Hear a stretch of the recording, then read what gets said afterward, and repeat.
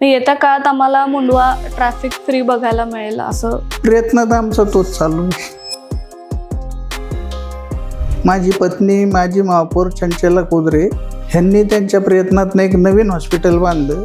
त्याची सुद्धा सेवा अपुरी पडते. कारण नमस्कार, आता पुणे बोलणार या कार्यक्रमामध्ये आपल्या सर्वांचं स्वागत आहे. स्थानिक स्वराज्य संस्थांच्या निवडणुका अगदी काही दिवसांवर येऊन ठेपल्यात. प्रत्येक पक्ष, प्रत्येक उमेदवार हा आपापल्या परीनं कामाला लागलाय आणि जिंकून येण्याचा विश्वास व्यक्त करतोय. या सगळ्या दरम्यान आपण प्रत्येक उमेदवाराला भेटतोय, त्यांच्या विकास कामांबद्दल जाणून घेतोय आणि निवडणुकांनंतर जिंकून आल्यानंतर त्यांच्या विकास कामांचं विजन काय असेल हे देखील जाणून घेतोय.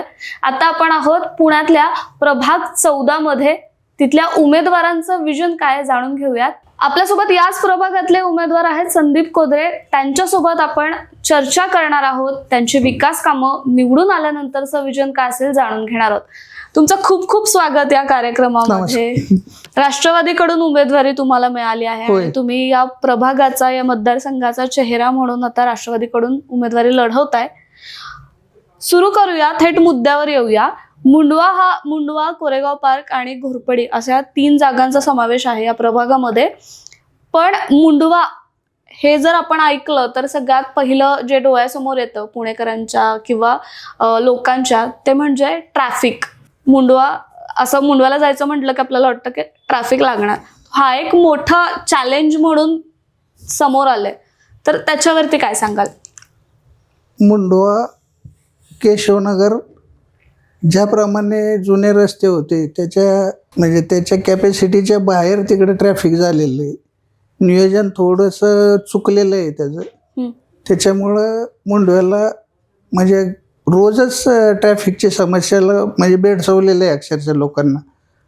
आमचं विचारताल तर आम्हाला सुद्धा मुंडव्यात जाणं अवघड होतं कधी कधी. म्हणजे लोकांची तर अवस्था आमच्यापेक्षा बिकट. तरी आपण प्रयत्न केला. आपण नदीचा जो समांतर पूल आहे तो आपण अजून एक बांधलेला आहे. त्याच्यानंतर आपण मगरपट्ट्याच्या मागच्या बाजूला एक ओव्हरब्रिज टाकलेला आहे रेल्वेचा. पण त्याने सुद्धा समस्या सुटत नाही. तर ती कशी सोडवता येईल त्या याच्यावरती आम्ही जास्तीत जास्त काम करू. नक्कीच. पण जर म्हणजे हा एक महत्त्वाचा मुद्दा मानला जातोय, जसं तुम्ही म्हणालात की या सगळ्या गोष्टी आहेत, याचा पाठपुरावा करणार का तुम्ही जर निवडून आलात तर? निश्चित करणार ना आम्ही. कारण आमच्या गावाचा तो सध्याचा सर्वात मोठा मुद्दा आहे. त्याच्यामुळं आम्हाला त्याच्यावरती काम करणंच आवश्यक आहे. येत्या काळात आम्हाला मुंडवा ट्रॅफिक फ्री बघायला मिळेल असं प्रयत्न तर आमचा तोच चालू आहे. तुमच्यापेक्षा आम्हालाही तो फ्री भेटेल. दुसरा महत्त्वाचा मुद्दा जो आहे आरोग्य सेवांचा, जो प्रत्येक प्रभागामध्ये आहे आणि तुमच्या प्रभागामध्ये आहे. तुमचा त्याच्यामध्ये एक प्लस पॉईंट असा आहे की आरोग्य सेवांना तुम्ही कुठेतरी प्राधान्य दिलंय आणि मी सांगण्यापेक्षा मला वाटतं तुम्हीच सांगितलेलं जास्त बेटर आहे. 1969 साली आमच्या वडिलांनी 2 एकर जागा मुंडवा हॉस्पिटल व्हावं म्हणून स्वतःची दिलेली. त्या काळापासून मला वाटतं 30-40 वर्षे एकच हॉस्पिटल होतं.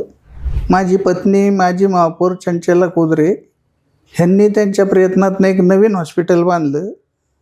पण त्याची सुद्धा सेवा अपुरी पडते. कारण शेजारची जागा काहीतरी चौकीने अतिक्रमण केलेलं आहे आणि निम्म्याच्या वरती जागा तिथं मोकळी आहे अजूनसुद्धा. तर त्याच्यावरती ते हॉस्पिटल अजूनही अद्ययावत व्हावं.